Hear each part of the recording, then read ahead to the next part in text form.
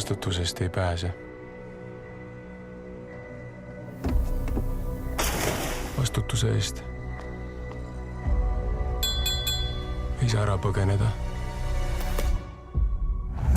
Vastutus leiab su üles. Mis juhtus? Mõrv. 2 inimest on surnud. Ausalt öeldes hakkavad mu kahtlusalused otsa saama. Kuidas teed siin? Lahendab mõrva. Hoidke ennast sellest juurdlusest eemale, see on ohtlik. Preili Notbek. Preili Notbek. Mulle hakkab tunduma, et sa ei rõõmustagi mind nähes. Vastutuse eest ei saa ära põgeneda. Siis miks mitte võtta vastutus omaks ja tegutseda?